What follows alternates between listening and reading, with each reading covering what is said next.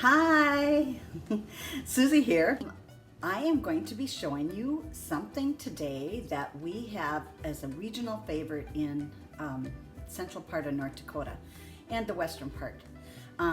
It comes from the Germans from Russia, which is, I don't know why they called themselves Germans. They had settled in Russia for a long time, but they came over from Germany and settled into they called it kind of where the Ukraine is. And anyway, that's the heritage of my husband. His ancestors came over in the 1900s over to North Dakota, and they settled in Sioux and Morton County. And he's lived there all his life. He's never lived anywhere else except for, now that we're snowbirds, he's down here in Florida. But what I wanted to share with you is a traditional dish that is popular in this part of our state, the central western part of North Dakota.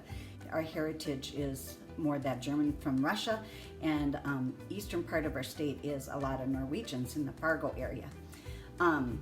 Mainly Norwegians and Germans though in North Dakota. So what I want to share is a dish that's called Fleischkuekle, which is basically a meat pastry. And so I'm using the recipe that I learned when I first started working outside of the home when I was a teenager. So what I'm going to show you, it's very simple. It starts out just with flour, and I'm going to be using whole wheat flour and white flour. So we're going to take the flour, and I have half and half cream here. It's half and half that you buy, it's not full cream. And so we're going to add that into the flour mixture, and then we're going to stir that up. And you might need to add a little more flour, or you might need to add a little more cream, depending on, you want it to be a dough that you can roll out. So what we're going to do is mix this up, and then I'm going to knead it a little bit, and then we're going to let it rest, and then I'm going to show you how we make the mixture that goes inside the meat pie, so to speak. They're called Fleischkuekle. Fleischkuekle. I'm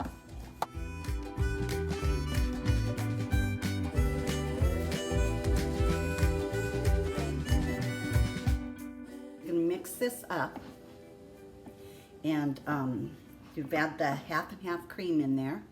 And then we're going to take and knead this out a little bit on this board here. You can see my camera shadow on there.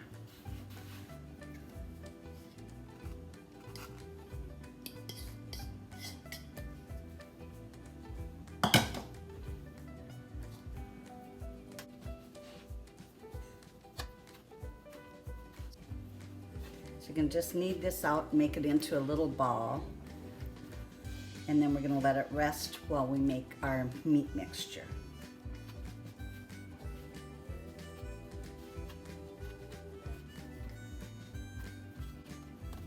Okay, that's how simple the dough is, just half and half cream and flour.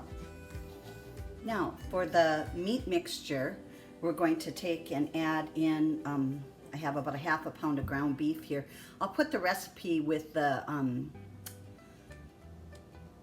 different amounts of seasoning that you can use depending on how big a batch you want to make.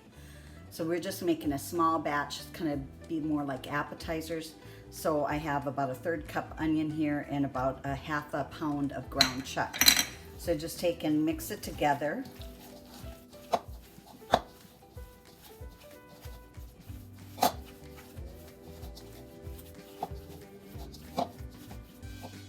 Okay, and then I'll add seasonings to it. Now basically it's just pepper and salt, but I'm going to add some garlic powder in because we like garlic in our family. And it's very peppery, so I'm adding about a teaspoon of pepper in here. If you don't like it that peppery, you don't have to add it that much pepper in there. And so just mix it in with your hands.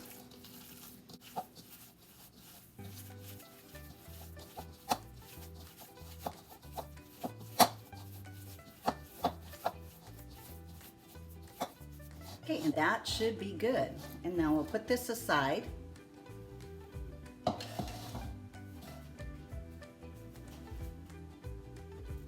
Okay, I've taken and cut about my dough in half, and then I'm going to take and roll out the dough. Now I'm going to just roll it on a cutting board with some wax paper. The reason why I'm doing that is because I don't have a rolling pin.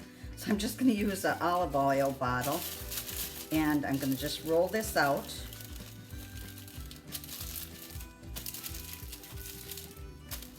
You're going to take and cut little circles. So you can use a saucer and cut around it with like a pizza cutter, or I just take a lid and I use that to cut out my little circles that we're going to put our meat on. Okay, so you got your little circles of dough here. Now you're just going to take your meat mixture and just take and spoon out a little spoon. Got a little bit too much here probably. You don't want it real thick. Now, like I said, the meat mixture, all it has in it is your onion and your seasonings. That's it. And so then after you got your little pile of dough in there, or meat in there, then you take and just flatten it out a little bit. And these are going to be more like an appetizer type Fleischkuekle. Usually the ones that we made at the restaurant were bigger, like big plate size. You can make them however big you want. You know, less rolling out the dough if you make them bigger. And so then you just take and fold your dough over and then just press to seal. Now if you wanted to get all fancy and use some kind of wheel, or if you wanted to use a fork, you could do that. But it's basically kind of like a little dumpling, I guess you could say. And then, so we'll just fold these all over. And then I'm going to take and put them in the freezer. That's how I like to have them. And then when we're ready to prepare them, then we'll take them out of the freezer and deep fry them, or you could also take and put them in an air fryer. I haven't air fried them, so I'm not sure how they would turn out. I want a little more meat in this one. So anyway, this was something that a lot of times I made at home. Not so much for my kids, but I made them more for my family when I was growing up. And then we would have them in the freezer, and then if we wanted one, we could just take them out and deep fry them. Now the other thing you could do is deep fry them and then put them in the freezer already cooked. So this is what I'm going to do now, is just take and we'll lay these out on a plate, finish rolling them out, and then I'll come back with the next step, which is deep frying them. And so I'll show you how to do that. Very simple. Okay, so I'm letting the oil heat up, and one of the things I want to tell you about is if you're cooking with oil on your stove top and you don't have a deep fryer, or you're not using an air fryer, you want to make sure that you have easy access to something in case the grease would get too hot and it would flare up. You cannot put water on it. You can smother it with a lid, or have your fire extinguisher handy. The other thing is, don't get distracted while you are cooking with oil, because if you would get distracted and you would forget about the oil being on there, you could have a fire. So the oil, if it gets to a smoking temperature, it can just burst into flames. Do not move it. Take and smother it with a pan, a lid, or use your fire extinguisher. Or the other thing that works too is if you have a box of baking soda, whip that out and throw it on top of there. When I was growing up, we had several grease fires, and I actually had one too. And that is another story. Someday maybe I will tell it. It's pretty funny. Wasn't funny at the time, but it's funny to talk about it now. But that's one thing that can happen if you're cooking with oil, that you can end up having a flare. And so you want to make sure that you're paying attention to what you're doing and don't have it flare up. So now we have that oil heating up, and then we'll get our items to go in there to cook. Okay, you want to heat up your oil.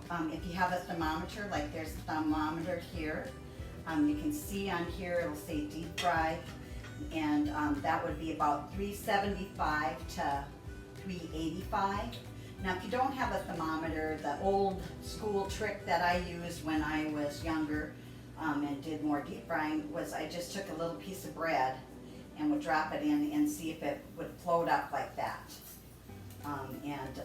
If it's starting to sizzle, then I knew that the grease was hot enough. And so our grease is ready to go, or our oil I should say, and it took about a 48-ounce container of oil, and you don't want the oil all the way up to the top of your pan because it will bubble up, especially if you put in items that have been frozen. Then the moisture on that will cause a flaring of the oil.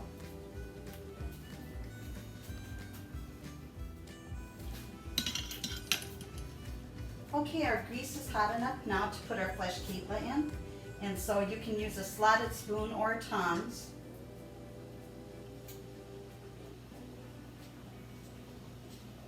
And you can put more than one in at a time.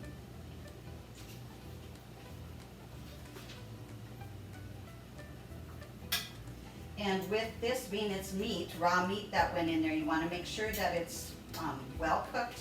So now we'll cook it. And it'll get probably pretty dark. They usually do kind of float up and get bubbled up, the bread or the dough does.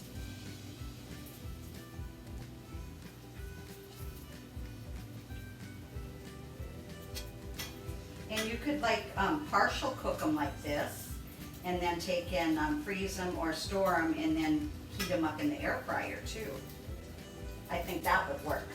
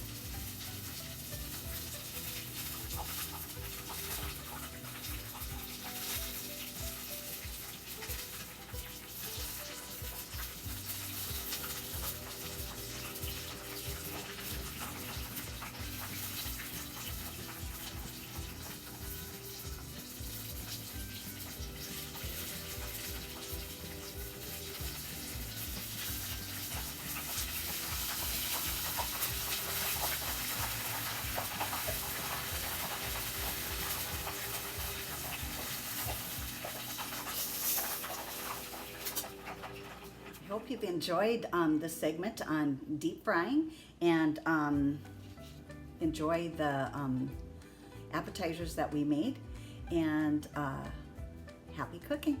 Don't call us because we won't answer. Sisters of the Spoon. Only one sister here, Susie.